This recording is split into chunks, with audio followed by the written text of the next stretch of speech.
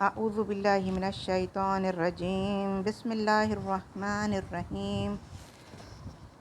نزہت عباس کی جانب سے کاشان بصیرت کے تمام معزز اور محترم احباب کی خدمت میں سلام عقیدت۔ عزیزان، ہم کتاب پڑھ رہے ہیں غدیر قرآن حدیث اور ادب میں 8ویں جلد کا مطالعہ کر رہے ہیں۔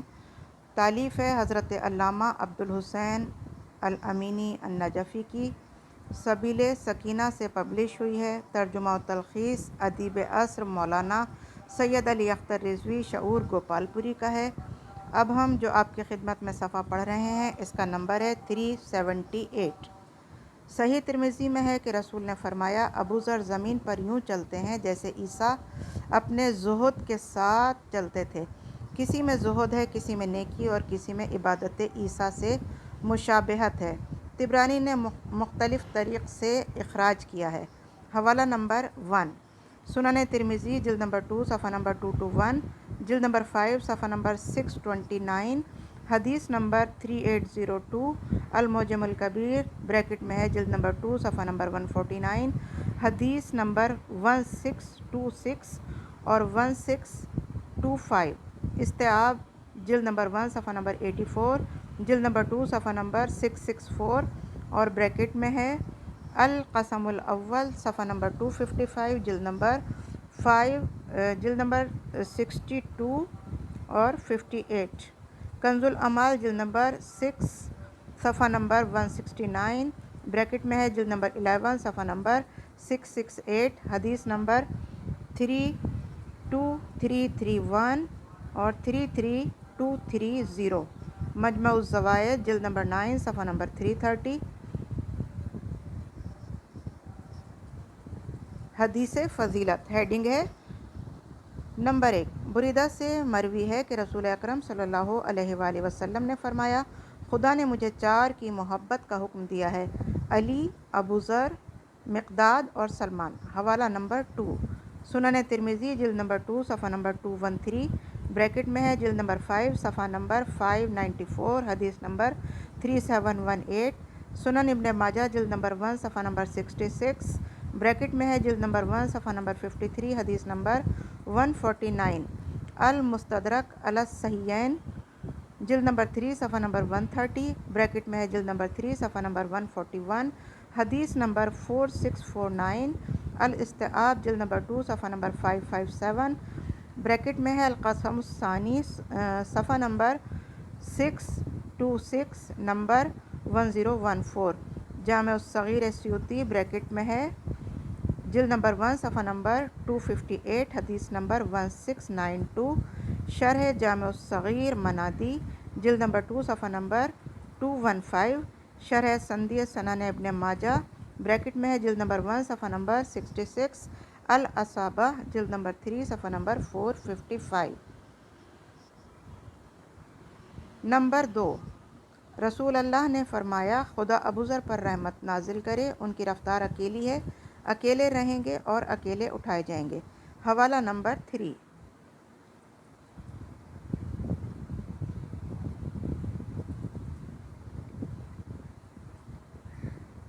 نمبر 3، رسول نے فرمایا، جنت 3 کی مشتاق ہے: علی علیہ السلام، عمار اور ابو ذر۔ حوالہ نمبر 4۔ سیرہ ابن ہشام جلد نمبر 4 صفحہ نمبر 179، بریکٹ میں ہے جلد نمبر 4 صفحہ نمبر 168، 167، طبقات ابن سعد جلد نمبر 4 صفحہ نمبر 170، بریکٹ میں ہے جلد نمبر 4 صفحہ نمبر 235، الاستیعاب جلد نمبر 1 صفحہ نمبر 83 اور بریکٹ میں ہے القسم الاول صفحہ نمبر 253 اور نمبر 339، اسد الغابہ جلد نمبر 5 صفحہ نمبر 188، بریکٹ میں ہے جلد نمبر 4 صفحہ نمبر 101، نمبر 5862، الاصابہ جلد نمبر 4 صفحہ نمبر 64۔ نمبر 5، جب بھی ابو درداء نے ابو ذر کو یاد کیا تو کہا، رسول صلی اللہ علیہ وآلہ وسلم نے انہیں اسی وقت امین سمجھا جس وقت کسی کو امین نہ سمجھا تھا، اس وقت سے راز کی بات کہی جب کسی سے راز کی بات نہ کہی۔ حوالہ نمبر 6، مسند ابی یعلی بریکٹ میں ہے جلد نمبر 12 صفحہ نمبر 143، حدیث نمبر 6772، مجمع الزوایا جلد نمبر 9 صفحہ نمبر 330۔ اب ہم آ گئے پیج نمبر 379 پر۔ نمبر 6، ابو درداء کا ایک دوسرا تذکرہ بھی ہے۔ وہ کہتے ہیں خدا کی قسم جب بھی وہ رسول صلی اللہ علیہ وآلہ وسلم کی خدمت میں حاضر ہوتے تو ہم لوگوں کو نظر انداز کر کے انہی سے قریب ہوتے، جب وہ غائب ہوتے تو انہیں تلاش کرتے۔ حوالہ نمبر 1، تہذیب الآثار بریکٹ میں ہے جلد نمبر 160، حدیث نمبر 260۔ کنز العمال جلد نمبر 8 صفحہ نمبر 15 بریکٹ میں ہے جلد نمبر 13 صفحہ نمبر 311، حدیث نمبر 36886۔ مسند احمد جلد نمبر 5 صفحہ نمبر 197 بریکٹ میں ہے جلد نمبر 6 صفحہ نمبر 256 اور 266، حدیث نمبر 21217۔ المستدرک علی الصحیحین جلد نمبر 3 صفحہ نمبر 344 بریکٹ میں ہے جلد نمبر 3 صفحہ نمبر 387، حدیث نمبر 5467۔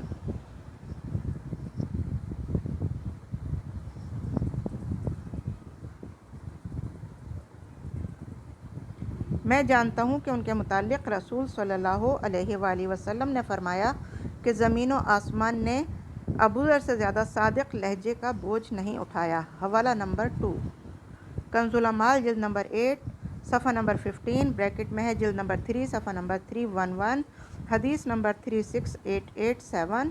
الاصابہ جلد نمبر 4 صفحہ نمبر 63۔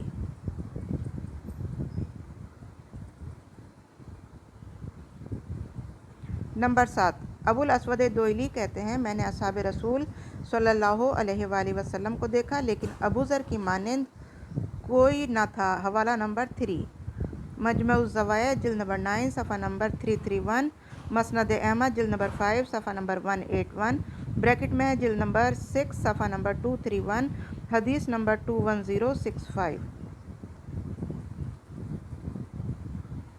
نمبر 8، جبرائیل امین رسول صلی اللہ علیہ وآلہ وسلم کی خدمت میں بصورت وحیہ قلبی موجود تھے۔ اتنے میں ابو ذر ادھر سے گزرے تو جبرائیل نے کہا یہ ابو ذر ہیں، اگر انہوں نے مجھے سلام کیا ہوتا تو میں جواب دیتا۔ رسول نے پوچھا جبرائیل تم انہیں پہچانتے ہو؟ جبرائیل نے کہا اس خدا کی قسم جس نے آپ کو برحق معبوس کیا، وہ ساتوں ملکوت و سماوات میں زمین سے زیادہ مشہور ہیں۔ پوچھا انہیں مرتبہ کیسے ملا؟ عرض کی اس دنیا فانی سے قطعی بے تعلقی کی بنا پر۔ حوالہ نمبر 4،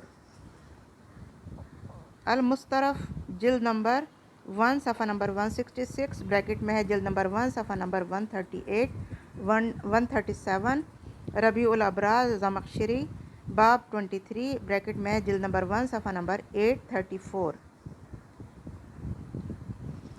اب ہیڈنگ ہے رسول اعظم کا ابو ذر سے عہد۔ مستدرک حاکم، حلیۃ ابی نعیم اور طبقات بن سعد میں ثقہ اور حسن سند کے ساتھ مروی ہے کہ رسول نے ابو ذر سے فرمایا تمہارا اس وقت کیا حال ہوگا جب تم ذلیل لوگوں کے درمیان ہوں گے، اور اپنی انگلیوں کو باز کیا۔ میں نے عرض کیا فرمائیے اس وقت میں کیا کروں؟ فرمایا صبر کرنا، صبر لوگوں سے ان کے اخلاق کے جواب میں حسن سلوک اور ان کے اعمال کی مخالفت کرنا۔ پیج نمبر 380 پر آ گئے ہم۔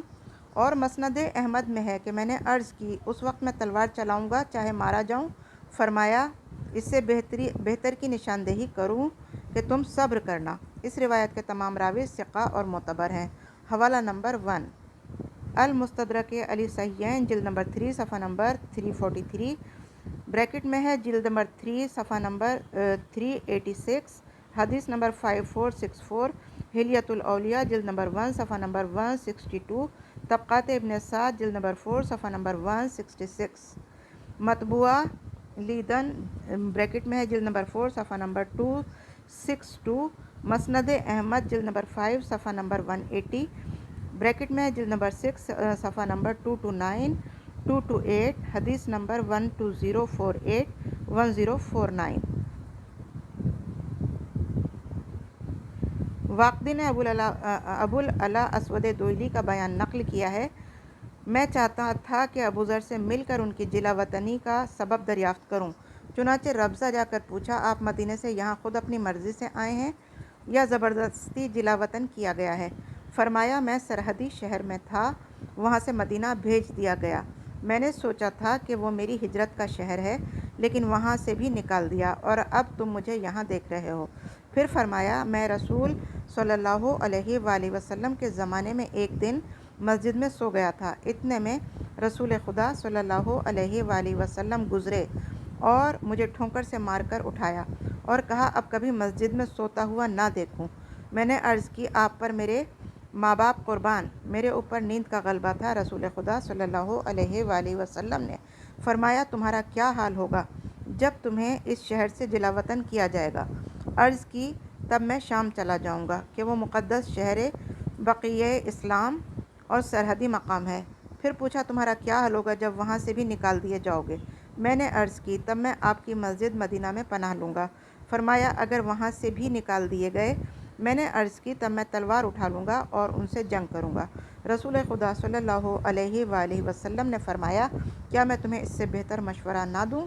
तुम उन्हीं में घुल मिल कर रहो, उनकी बातों को सुनो, इताअत करो। लिहाजा मैं उनकी बातें सुनता और इताअत करता रहा। आज भी सुनकर इताअत कर रहा हूँ। खुदा की कसम, उस्मान मेरे मामले में खुदा के मुजरिम हैं। हवाला नंबर 2, शरह इब्न अबिल हदीद, जिल्द नंबर 1 सफ़ा नंबर 241, ब्रैकेट में है जिल्द नंबर 3 सफ़ा नंबर 58, 57, खुतबा नंबर 43, मसनद अहमद जिल्द नंबर 5 सफ़ा नंबर 156, ब्रैकेट में है जिल्द नंबर 6 सफ़ा नंबर 194, हदीस नंबर 20874। अब हम आ गए पेज नंबर 381 पर। इस रिवायत के तमाम सिक़ा और मोतबर रावी ये हैं: अली बिन अब्दुल्लाह मदीनी, मुअम्मर बिन सलमान, दाऊद बिन अबिल हिंद, अबुल हर्ब दोइली, अबुल अस्वद दोइली। गुज़िश्ता सफ़ात में बयान किया गया है कि जब उस्मान ने कहा, मैं तुम्हें रब्ज़ा जिलावतन कर रहा हूँ, तो अबू ज़र ने कहा, अल्लाहु अकबर। रसूल ने सच फरमाया था और तमाम बातों की खबर दी थी। पूछा, क्या खबर दी थी? फरमाया कि तुम्हें मक्का मदीना से निकाला जाएगा और रब्ज़ा में मौत होगी। हवाला नंबर 1, तबक़ात इब्न साद, जिल्द नंबर 4 सफ़ा नंबर 168, ब्रैकेट में है जिल्द नंबर 4 सफ़ा नंबर 229। हेडिंग है, ये अबू ज़र हैं। ये अबू ज़र के फ़ज़ाइल व महासिन, इल्म व तक़वा, इस्लाम व ईमान, शाइस्ता किरदारी और पसंदीदा अखलाक के हालात हैं। इनमें कौन सा फ़ेल ऐसा था जिसकी वजह से खलीफा ने अबू ज़र को मुजरिमाना अजियत दी और जिलावतन किया? रब्ज़ा जैसी बेआबो गया जगह पर सिसक कर मर गए।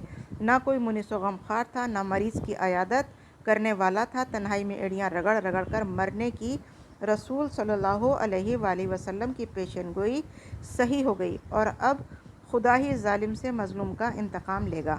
वाकई खलीफा ने अपने ख़ानदान पर दिल खोल कर फयाज़ी दिखाई, चुनाचे वो लखपति हो गए। उनमें से कोई भी सबक़त इस्लामी या शाइस्ता किरदारी में अबू ज़र की गर्द भी पा नहीं सकता था। फिर आखिर क्यों उन्हें उनके हक़ से महरूम किया गया? मदीना रसूल सल्लल्लाहु अलैहि वसल्लम से जिला वतन किया गया।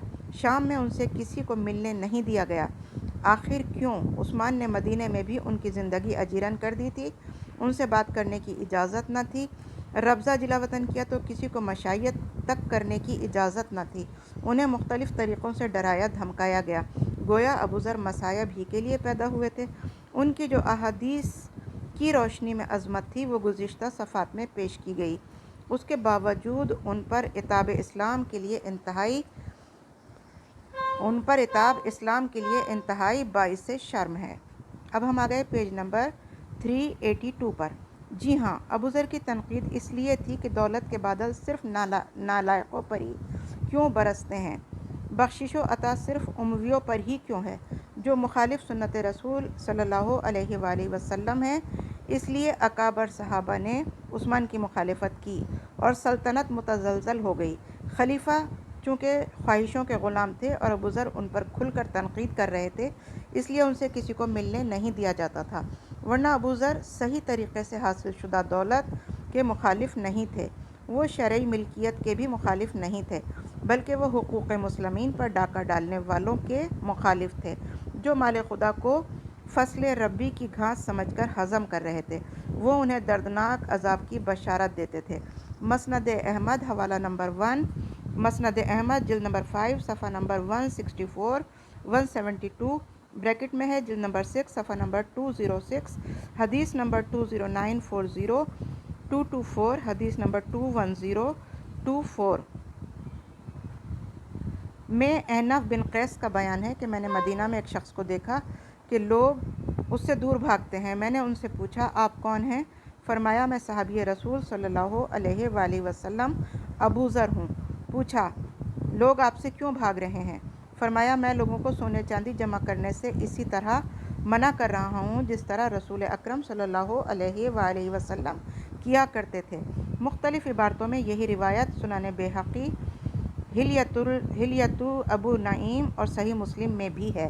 حوالہ نمبر 2 سنن بیہقی جلد نمبر 6 صفحہ نمبر 359، صحیح مسلم جلد نمبر 3 صفحہ نمبر 77 بریکٹ میں ہے، جلد نمبر 2 صفحہ نمبر 385، حدیث نمبر 35، حلیۃ الاولیاء جلد نمبر 1 صفحہ نمبر 162،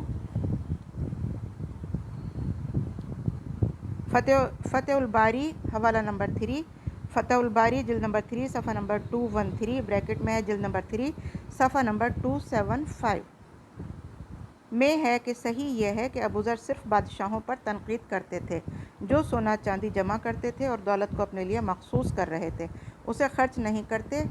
علامہ نودی نے اس بات کو نقل کر کے تردید کی ہے کیونکہ اس زمانے میں بادشاہوں سے مراد عمر، ابوبکر، عثمان ہیں، یہ کبھی خیانت نہیں کر سکتے تھے۔ حالانکہ اس تردید میں جو دھاندلی کی گئی ہے وہ واضح ہے کیونکہ ابو ذر کی ابوبکر پر تنقید نہیں تھی بلکہ عثمان پر تھی۔ ان دونوں کے عہد میں ابو ذر خاموش تھے۔ عثمان سے ابو ذر نے کہا عثمان شرم کرو، کیا تم نے رسول خدا صلی اللہ علیہ وآلہ وسلم، ابوبکر و عمر کا زمانہ نہیں دیکھا تھا؟ کیا ان کا یہی رویہ تھا؟ تو سرکش ظالم کی طرح ہو رہے ہو، تم سرکش ظالم کی طرح ہو رہے ہو۔ کبھی فرماتے عثمان، ابوبکر و عمر کی پیروی کرو، پھر کوئی تم پر تنقید نہ کرے گا۔ Page number 383۔ ابو ذر کی دعوت صرف امر بالمعروف و نہی عن المنکر تھی۔ وہ صبح و شام اسی آیت کی تلاوت کرتے رہتے تھے کہ تم میں کچھ ایسے لوگوں کو ضرور ہونا چاہیے جو نیکی کی دعوت دیتے ہوں، امر بالمعروف اور نہی عن المنکر کرتے ہوں، اور یہی لوگ کامیاب ہیں۔ حوالہ نمبر 1 یہ سورہ آل عمران کی آیت نمبر 104 ہے، 104 نمبر کی آیت۔ ابن خراش کہتے ہیں کہ میں نے ابو ذر کو ربضہ میں پریشان حالت میں دیکھا کہ وہ فرما رہے تھے کہ میں نے اتنا امر بالمعروف اور نہی عن المنکر کیا کہ اب میرا کوئی دوست باقی نہ رہا۔ حوالہ نمبر 2 الانصاف جلد نمبر 5 صفحہ نمبر 55۔ ابو ذر نے معاویہ پر بھی تنقید کی جو روم و ایران کے بادشاہوں کا طریقہ اپنائے ہوئے تھے۔ وہ دولت سے کھیل رہے تھے جبکہ زمانہ رسول خدا صلی اللہ علیہ وآلہ وسلم میں ان کی کوئی حیثیت نہ تھی۔ حوالہ نمبر 3 صحیح مسلم کتاب النکاح و طلاق جلد نمبر 4 صفحہ نمبر 195 بریکٹ میں ہے، جلد نمبر 3 صفحہ نمبر 290، حدیث نمبر 36، سنن نسائی جلد نمبر 6 صفحہ نمبر 75 بریکٹ میں ہے، جلد نمبر 3 صفحہ نمبر 274، حدیث نمبر 5352، سنن بیہقی جلد نمبر 7 صفحہ نمبر 135۔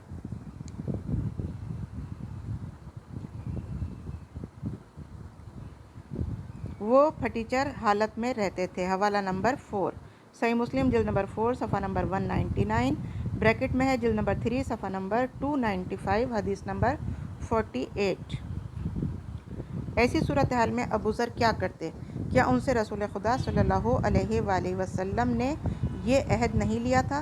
حوالہ نمبر 5 طبقات ابن سعد صفحہ نمبر 164 بریکٹ میں ہے، جلد نمبر 4 صفحہ نمبر 229 کہ وہ ہر حال میں حق بات کہتے رہیں چاہے وہ تلخ ہو، اور یہ کہ خدا کے معاملے میں کسی ملامت کی پرواہ نہ کریں۔ انہوں نے عثمان سے بھی یہی کہا تھا کہ جب عثمان نے کہا تمہیں اس سے کیا مطلب، آپ نے فرمایا تھا کہ میں امر بالمعروف اور نہی عن المنکر کا فرض ادا کر رہا ہوں۔ ابو ذر اکیلے ہی قرآن و سنت کا اعلان کرتے رہے، حالانکہ اس سلسلے میں سختیاں اٹھائیں اور مصائب جھیلے اور جلا وطنی کی زندگی بسر کی، مگر ابو ذر کا یہ اقدام قرآن و سنت کے مخالف ہوتا تو رسول اکرم صلی اللہ علیہ وآلہ وسلم کبھی ان سے عہد نہیں لیتے۔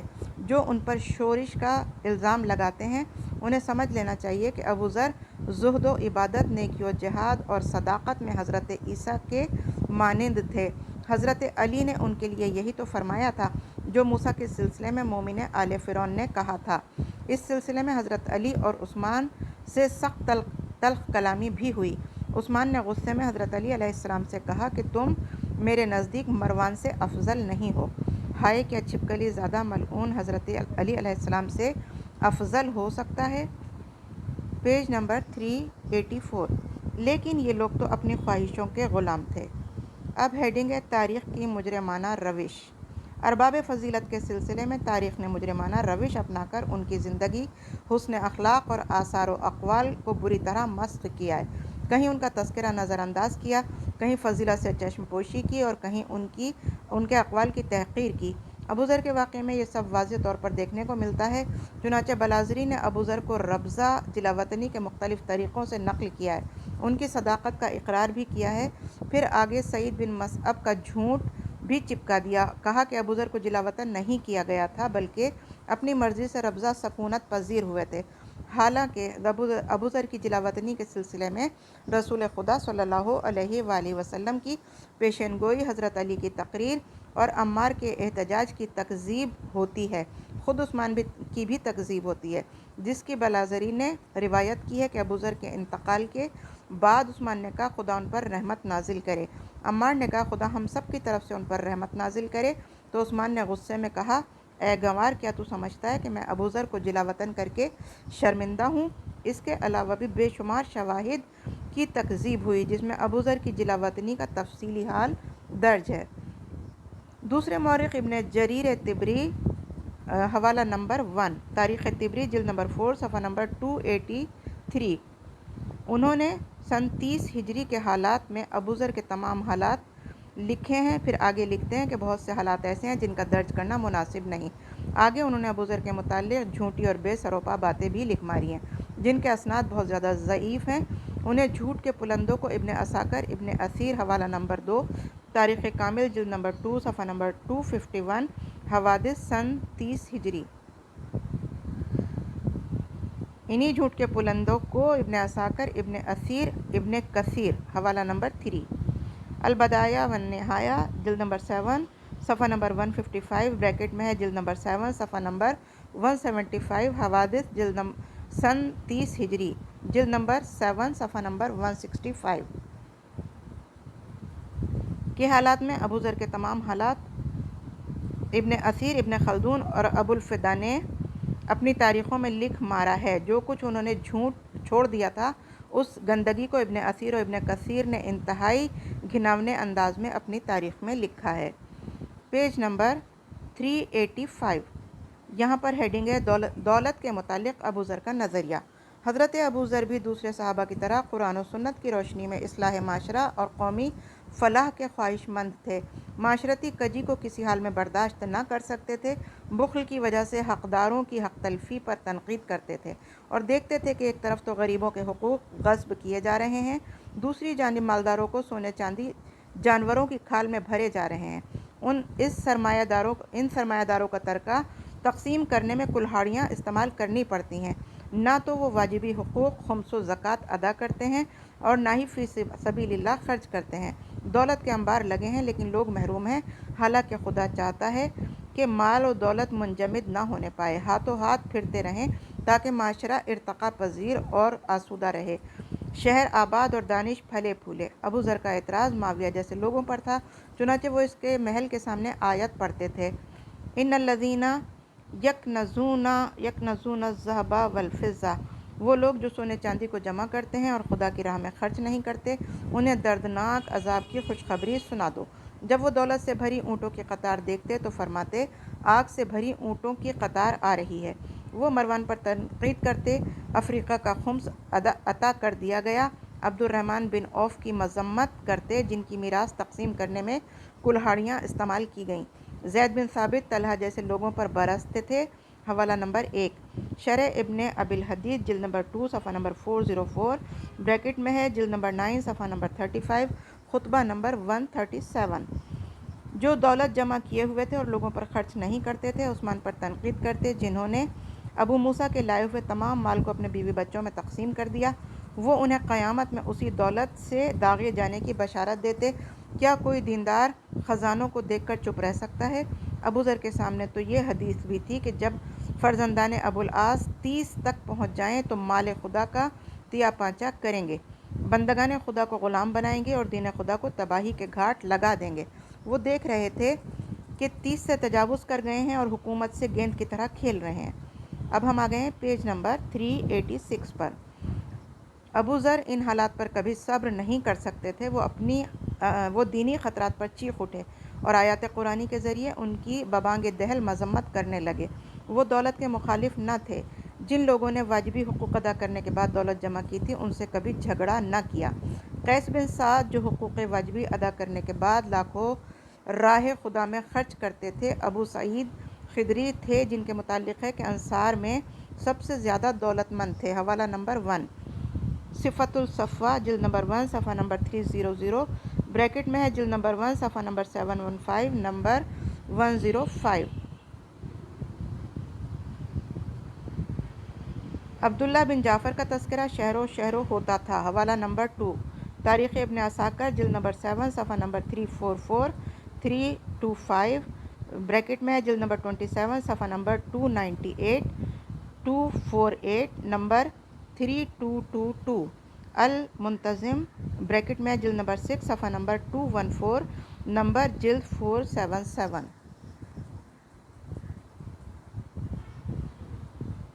عبداللہ بن مسعود تھے جنہوں نے 90,000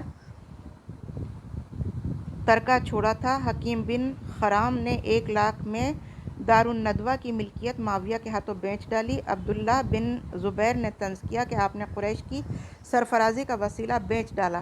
فرمایا بھتیجے تقویٰ کے سوا تمام وسائل سرفرازی برباد ہو چکے ہیں۔ میں نے ان کے بدلے جنت کا گھر خرید لیا ہے اور تجھے گواہ بناتا ہوں کہ یہ سب دولت راہ خدا میں خرچ کر رہا ہوں۔ سو وہ حج کے لیے گئے اور وہاں 100 گائے راہ خدا میں قربان کیں، بلکہ اور 1000 بھیڑیں حرم کو وقف کر دیں۔ حوالہ نمبر 3 صفۃ الصفوہ جلد نمبر 1 صفحہ نمبر 304 بریکٹ میں ہے، جلد نمبر 1 صفحہ نمبر 725 نمبر 109۔ ان کے علاوہ بھی بہت سے ارباب دولت تھے۔ کبھی کسی نے ان کے خلاف ابو ذر کی تنقید نہ سنی، کیونکہ وہ جانتے تھے کہ انہوں نے جائز طریقوں سے دولت جمع کی ہے اور یہ لوگ حقوق کا خیال رکھتے ہیں۔ وہ صرف معاویہ کے قصر محل کو دیکھ کر کہتے تھے اگر تو نے اپنے مال سے بنایا ہے تو اسراف کیا ہے اور اگر مسلمانوں کے مال سے بنایا ہے تو خیانت کی ہے۔ معاویہ کی بولتی بند ہو گئی۔ آپ فرماتے تھے بخدا میں دیکھ رہا ہوں کہ حق خاموش ہو رہا ہے اور باطل زندہ کیا جا رہا ہے، سچ کو جھٹلایا جا رہا ہے اور غلط طریقے سے بٹوری ہوئی دولت کو اپنایا جا رہا ہے۔ اس کے برخلاف مقداد کو دیکھتے ہیں کہ مقداد نے اپنا قصر سنگ مرمر سے بنوایا ہے لیکن ان سے کچھ نہیں بولتے۔ ظاہر ہے کہ ان دونوں تعمیرات میں واضح فرق تھا۔ Page number 387۔ مصنوعی مورخین نے ابو ذر پر تہمت لگائی ہے کہ وہ ہر دولت کے مخالف تھے۔ ابو ذر پر یہ جھوٹا الزام ہے، وہ ہرگز اس کے قائل نہ تھے۔ وہ کیسے کہتے کہ جب کہ وہ خدا رسول کے احکام کی بھرپور بصیرت رکھتے تھے۔ اب ہیڈنگ ہے ابو ذر اور اشتراکیت۔ اگلوں نے مثل عیسیٰ حضرت ابو ذر پر جو تیر بارانی کی تھی، اسی روش پر چلتے ہوئے آج کے قلم کاروں نے ابو ذر پر الزام لگایا ہے کہ وہ کمیونسٹ تھے۔ کیا یہ عقل کے دشمن کمیونزم کے اصول سے واقف ہیں؟ کیا ان کے سامنے دعوت ابو ذر کا بے لاگ تجزیہ ہے؟ ممکن ہے کہ یہ الزام ایسے نام نہاد مسلمانوں نے ابو ذر پر لگایا ہو جو خدا کی ربوبیت کے بجائے کمیونزم پر ایمان رکھتے ہیں۔ اگر ابو ذر اپنے احتجاج کی روشنی میں کمیونسٹ تھے تو جو اصحاب ابو ذر کے ہمنوا تھے وہ بھی کمیونسٹ ہوئے۔ حضرت علی علیہ السلام، حسنین، عمار یاسر جو حدیث رسول صلی اللہ علیہ وآلہ وسلم کی روشنی میں حق کے ساتھ تھے۔ ابو ذر اپنے احتجاج میں اکیلے نہ تھے۔ جی ہاں، جو لوگوں کا مال خدا کو فصل بہار کی ہریالی کی طرح ہضم کر رہے تھے، جو ناجائز طریقے سے خزانہ جمع کر رہے تھے، تمام منافع اور پیداوار کو اپنے لیے مخصوص کر رہے تھے، ان کے خلاف عام نفرت کے احساس پرورش پا رہے ہیں۔ انہی لوگوں کے خلاف یزید بن قیس نے جنگ صفین میں تقریر کی تھی کہ اس ظالم پارٹی کے خلاف جہاد کرو کیونکہ یہ حکم خدا کے خلاف اپنی روش اپنائے ہوئے ہیں، اگر یہ کامیاب ہو گئے تو تمہیں تباہی کے گھاٹ لگا دیں گے۔ حوالہ نمبر 1 تاریخ طبری جلد نمبر 6 صفحہ نمبر 10 بریکٹ میں ہے جلد نمبر 5 صفحہ نمبر 18 حوادث سن 37 ہجری تاریخ کامل جلد نمبر 3 صفحہ نمبر 128 بریکٹ میں ہے صفحہ نمبر 2 373 حوادث سن 37 ہجری شرح ابن ابی الحدید جلد نمبر 1 صفحہ نمبر 485 بریکٹ میں ہے جلد نمبر 5 صفحہ نمبر 194 خطبہ نمبر 65 کیا ان عظیم بزرگوں اور دانشوروں کو راہ حق سے منحرف کیا جا سکتا ہے؟ پھر یہ کہ خود اصول اشتراکیت کا تجزیہ کیا جائے تو ابو ذر کے جہاد باللسان کے مقابل واضح فرق نظر آئے گا۔ انہوں نے معاویہ و عثمان کو دولت جمع کرنے یا اصراف کرنے سے منع کیا۔ یہودی بچے کعب کو عثمان کی بے جا تائید پر سرزنش کی، کہاں کعب جیسا نو مسلم اور کہاں ابو ذر جیسا سابق الاسلام۔ پیج نمبر 388 ستائش ابو ذر پر ایک نظر، یہ ہیڈنگ ہے۔ جلا وطنی کے وقت حضرت علی نے ابو ذر سے فرمایا کہ تم نے محض خوشنودی خدا کے لیے غصہ کیا، ظاہر ہے کہ اس کو دینی دعوت کی تائید ہی کہا جا سکتا ہے۔ آپ کا ایک دوسرا فقرہ بھی تائید ابو ذر ہی میں ہے۔ اے ابو ذر، تم صرف حق سے مانوس ہو اور صرف باطل سے بیزار ہو۔ حوالہ نمبر 1 نہج البلاغہ جلد نمبر 1 صفحہ نمبر 247 بریکٹ میں ہے 188 خطبہ نمبر 10 شرح نہج البلاغہ جلد نمبر 2 صفحہ نمبر 387 اور 375 بریکٹ میں ہے جلد نمبر 8 صفحہ نمبر 262 252 اور خطبہ نمبر 130۔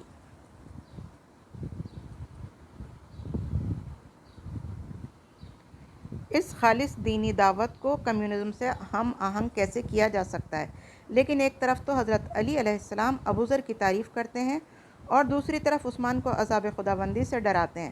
جب وہ ابو ذر کو جلا وطنی کا حکم صادر کرتے ہیں، کیا حضرت علی علیہ السلام بھی کمیونسٹ تھے؟ اسی طرح امام حسن علیہ السلام بھی ان کی پذیرائی فرماتے ہیں۔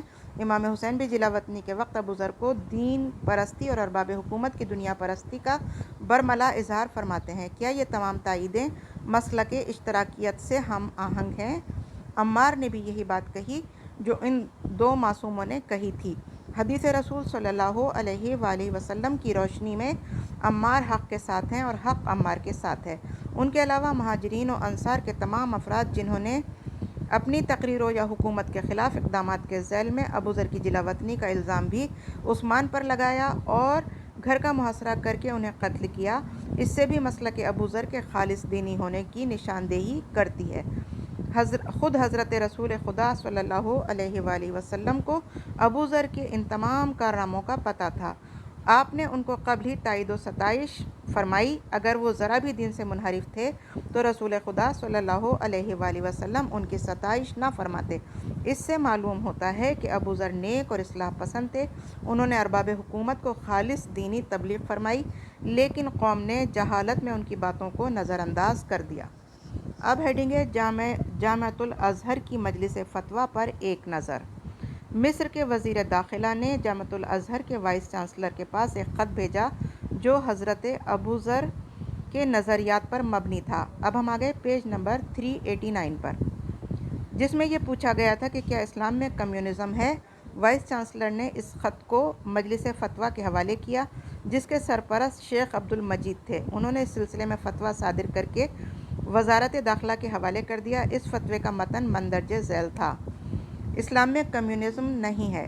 آئین اسلام کی ایک مشق مالکیت کا احترام ہے، یعنی ہر انسان کا شرعی طریقے سے دولت فراہم کر سکتا ہے اور اس میں اضافہ کر سکتا ہے، وہ اس کا مالک کہا جائے گا۔ اکثر صحابہ اور اسلام کے دانشور حضرات کا نظریہ یہ ہے کہ دولت مندوں کی دولت میں دوسروں کا صرف اتنا ہی حق ہے کہ وہ زکوٰۃ کی شکل میں خدا نے واجب قرار دیا ہے۔ اس کے علاوہ جو مجبوروں اور محتاجوں کو کفارے کی شکل میں دیا جائے یا اسلامی حکومت کے ٹیکس یا وطن کے دفاع میں صرف کیا جائے، یہی حکم قرآن، حدیث اور فقہ اسلامی میں موجود ہے۔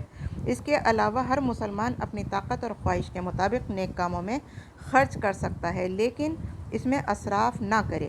اکثر حدیثوں سے یہی معلوم ہوتا ہے، لیکن ابو ذر کا نظریہ یہ تھا کہ جو دولت اپنی ضرورت سے فاضل بچ جائے اسے راہ خدا میں صرف کر دینا چاہیے، اس کا جمع کرنا جائز نہیں ہے۔ یہ ابو ذر کا نظریہ تھا اور کسی بھی صحابی رسول خدا صلی اللہ علیہ وآلہ وسلم کو نہیں جانتے جو ابو ذر کا ہم خیال ہو۔ بعد کے تمام مسلمان دانشوروں نے اصحاب رسول صلی اللہ علیہ وآلہ وسلم کی تائید کی ہے۔ اس میں کوئی شک نہیں کہ ابو ذر کا خیال صحیح نہیں تھا، ان کا یہ نظریہ حیرت ناک تھا۔ حیرت ہے کہ وہ اسلام کی واضح بنیادی بات سے واقف نہیں تھے، چنانچہ لوگوں نے ان کے نظریے کو ناپسند کیا۔ آلوسی کہتے ہیں کہ بہت سے لوگوں نے ابو ذر کے اس دعوے پر اعتراض کیا اور ابو ذر کے جواب میں میراث والی آیت پڑھ کر کہا، تمام دولت خرچ کر دینے کا حکم ہے تو میراث کا حکم قرآن میں کیوں ہے؟ حوالہ نمبر 1، روح المعانی جلد نمبر 10 صفحہ نمبر 87۔ اب ہم آگئے پیج نمبر 390 پر۔ یہیں سے معلوم ہوتا ہے کہ ابو ذر کا نظریہ صحیح نہیں تھا، انہوں نے اپنے اجتہاد میں غلطی کی، لیکن انہیں بخش دیا جائے گا اور اسی اجتہاد پر ایک اجر بھی دیا جائے گا۔ چونکہ اس نظریے کی غلطی واضح ہے، اس لیے اس کی پیروی نہیں کرنی چاہیے کہ قرآن و حدیث اور اسلام کے بنیادی احکام سے میل نہیں کھاتا۔ ابو ذر کا یہ نظریہ اسلامی مملکت میں شورش اور فتنے کا سبب بن گیا تھا، اس لیے امیر شام معاویہ نے عثمان کو خط لکھ کر انہیں مدینہ واپس کر دیا۔ یہاں ابو ذر نے اپنے نظریے کا پرچار کر کے لوگوں میں شورش پیدا کرنی چاہی، چنانچہ عثمان نے لوگوں سے دور ربضہ میں سکونت اختیار کرنے کا حکم دے دیا۔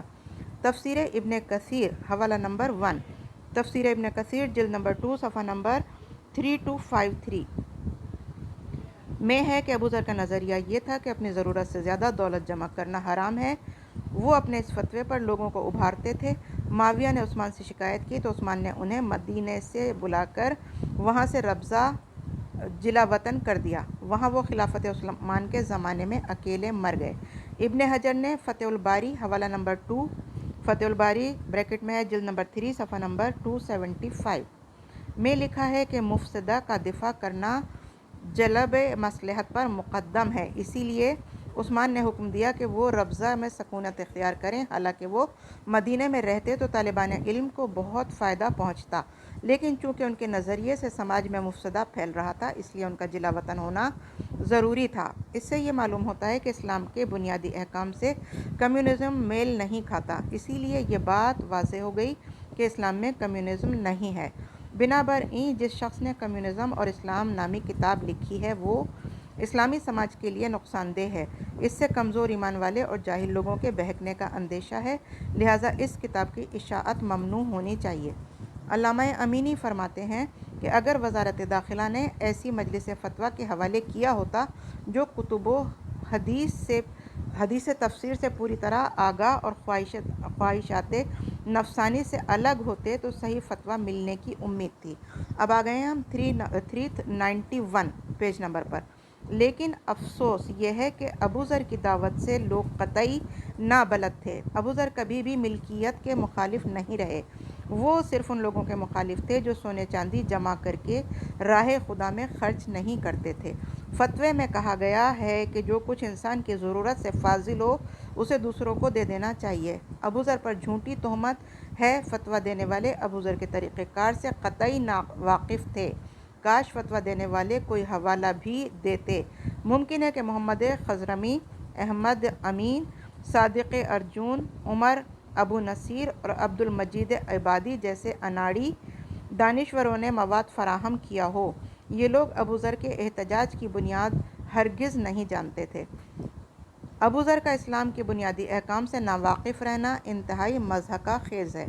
ابو ذر تو مسلمان ہونے سے پہلے بھی بتوں کی پرستش نہیں کرتے تھے، بعثت سے پہلے نماز پڑھتے تھے، وہ چوتھائی اسلام تھے۔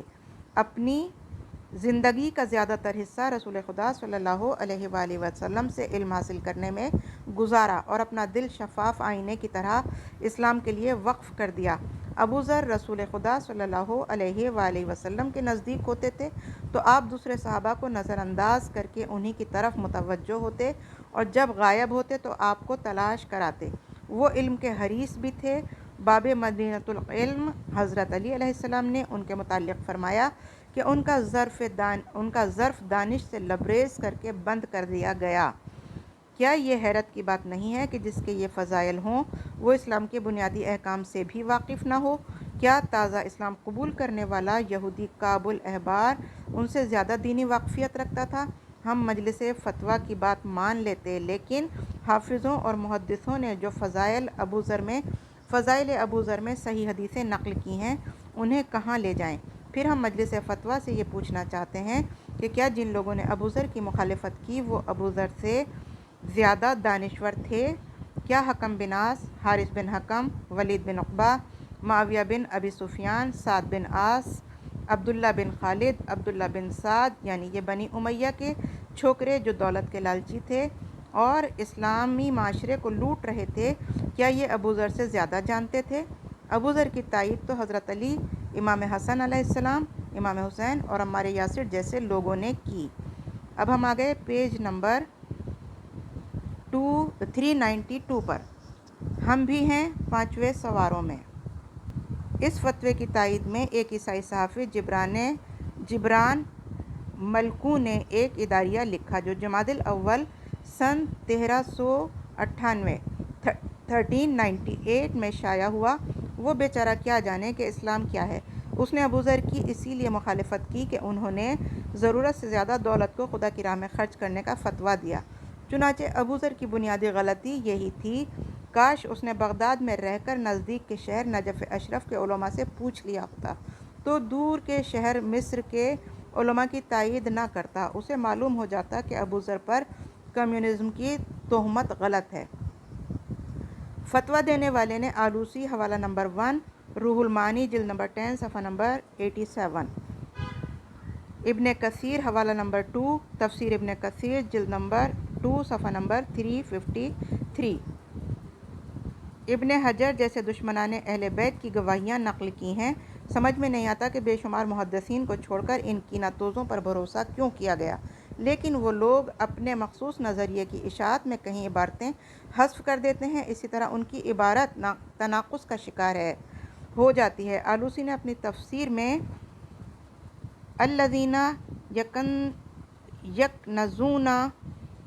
الذھب والفضہ کے ذیل میں لکھا ہے کہ ابو ذر اس آیت کے ظاہری مفہوم کی بنا پر واجب جانتے تھے کہ ضرورت سے زیادہ دولت کو خدا کی راہ میں خرچ کر دیا جائے۔ اس سلسلے میں ابو ذر اور معاویہ کے درمیان اختلاف، معاویہ کا عثمان سے شکایت کرنا، ابو ذر کا مدینہ میں بھیجا جانا، کعب کو ڈنڈا مارنا نقل کیا ہے۔ پھر وہ لکھتے ہیں کہ اس واقعے کو شیعہ اس انداز میں سے پیش کرتے ہیں جس سے عثمان کی مذمت کا پہلو نکل سکے۔ آلوسی کی تحریر میں ظاہری آیت دھاندلی کہنا آلوسی کی تحریر میں ظاہر آیت کہنا دھاندلی ہے، کیونکہ آیت کا ظاہری اور باطنی مفہوم الگ نہیں ہوتا۔ دوسرے یہ کہ معاویہ سے ابو ذر کا اختلاف آلوسی کے بیان کیے گئے طریقے پر نہیں ہے۔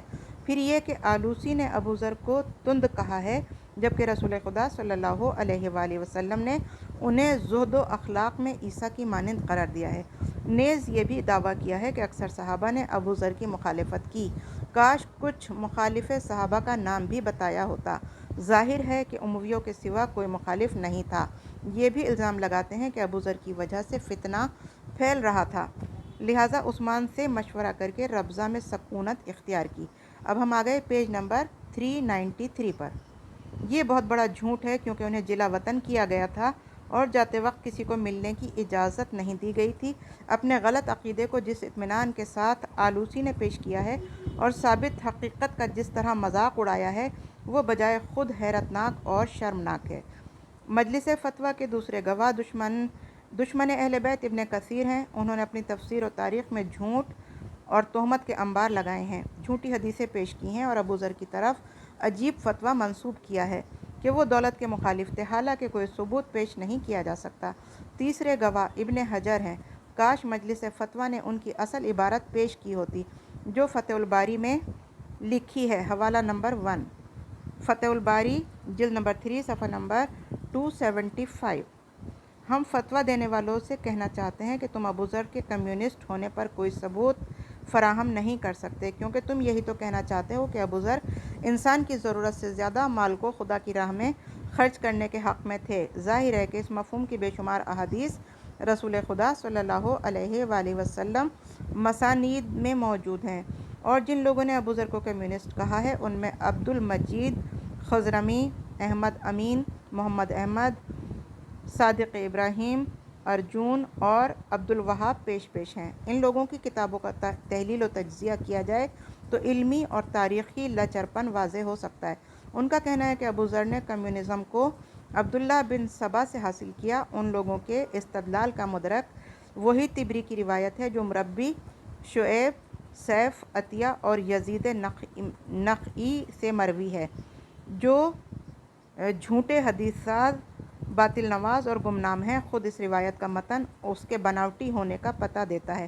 پھر یہ کہ عبداللہ بن سبا خود یہودی تھا جو مسلمان کے معاشرے میں شورش اور پراگندگی پیدا کر رہا تھا۔ تمام مصر والے اس کے قبضے میں تھے۔ کہا جاتا ہے کہ وہ خلیفہ کو قتل کرنے اور فتنہ پھیلانے کے لیے مسلمانوں کے بڑے بڑے شہروں میں چکر لگاتا رہتا تھا۔ اس نے لوگوں کے عقائد خراب کیے، لیکن عثمان کے کسی بھی عامل نے اس کی پکڑ دھکڑ نہ کی اور نہ اس کو مسلمانوں سے الگ کیا اور نہ ہی جلا وطن۔ لطف یہ ہے کہ اس یہودی کے بہکاوے میں جو عظیم صحابہ آئے، ان میں ابو ذر، ابن مسعود، عمار یاسر، مالک اشتر، زید ساسا، جندب بن زہیر، کعب بن عبدی، زہیر اوجبی، عامر بن قیس، عمر بن حمق، غروہ بارقی اور کمیل بن زیاد جیسے فقہا اور اسلامی احکام کے ماہرین تھے۔ ہم دیکھتے ہیں کہ ان لوگوں کو تو جلا وطن کیا گیا، سختیاں کی گئیں، لیکن شورش کا سرغنہ عبداللہ بن سبا اسلامی معاشرے میں آزاد گھومتا رہا۔ خود حضرت علی علیہ السلام کو عثمان نے منبع میں جلا وطن کرنا ضروری سمجھا، لیکن ابن سبا اور اس کے ساتھی آزاد تھے۔ کیا ایسا ہنگامہ پسند انسان خلیفہ کی آنکھوں کے سامنے نہیں تھا؟ کیا خلیفہ کے سامنے اس کی شورش نہیں تھی؟ خود اسلامی سماج میں کوئی مسلمان نہیں جو اسے موت کے گھاٹ اتار دیتا۔ کیا خلیفہ نے اس گمراہ شخص کے خلاف کارروائی کرنے کے لیے صحابہ سے مشورہ کیا، جیسا کہ ابو ذر کے خلاف مشورہ کیا تھا؟ جیسا کہ ابو ذر کے لیے رائے لی تھی کہ مجھے بتاؤ اس دروغ گو بوڑھے کے ساتھ کیا برتاؤ کیا جائے، اسے مارا جائے یا قید میں ڈال دیا جائے یا جلا وطن کیا جائے؟ لیکن عبداللہ بن سبا حق پوشی اور تباہی کی علامت بن کے سارے معاشرے میں فساد پھیلاتا رہا۔ عثمان کے خلاف ساری شورش اسی نے پیدا کی، انقلابیوں کو اسی نے آمادہ کیا۔ پتہ نہیں کمیونزم کے صحیح اصول سے واقف تھا کہ نہیں۔ یہ سب اس بنا پر کہ سری، شعیب اور سیف کی روایات کو صحیح مان لیں، لیکن یہ سبھی جھوٹے، گمنام اور عالموں کے نزدیک بے وقت ہیں۔ جن مسلمانوں نے عثمان کے خلاف شورش پیدا کی وہ خود عظیم اصحاب رسول صلی اللہ علیہ وآلہ وسلم اور دین سے واقفیت رکھتے تھے۔ وہ لوگ دوسروں کو دین سمجھاتے تھے، کسی کی بات کیا سنتے۔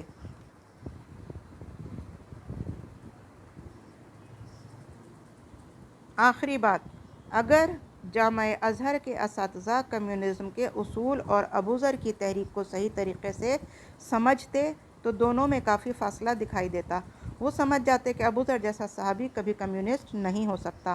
وہ شخص کمیونسٹ کیسے ہو سکتا ہے جو جانتا ہے کہ خود اسلام نے محتاجوں کی خبر گیری کے متوازن قوانین بنائے ہیں، قرآن و حدیث میں اقتصادی توازن کے لیے احکام تاکہ بھوکے اور برہنہ لوگ تکلیف سے دوچار نہ ہوں، دولت مند کو خرچ کرنے پر واجب و مستحب احکام نافذ کر کے ابھارا ہے۔ اب ہم آگئے ہیں پیج نمبر 395 پر۔ اسلام کبھی ایسے معاشرے کو عزت کی نگاہ سے نہیں دیکھتا جس میں دولت مند مطمئن ہو اور دوسری سمت بھوکوں ننگوں کی تعداد زیادہ ہو۔ ارشاد ہوتا ہے، لیکن جب انسان کو پروردگار آزماتا ہے اور عزت و نعمت دیتا ہے تو کہتا ہے کہ میرے رب نے عزت دی ہے، لیکن اس کی روزی تنگ کر کے آزماتا ہے تو بول اٹھتا ہے کہ میرے رب نے مجھے ذلیل کیا، ہرگز نہیں۔ یہ حوالہ نمبر 1 ہے، سورہ فجر، آیت نمبر 15 اور 17۔ عزیزان، یہاں پر ہماری 8ویں جلد کا اختتام ہوتا ہے۔ وآخر دعوانا ان الحمد للہ رب العالمین۔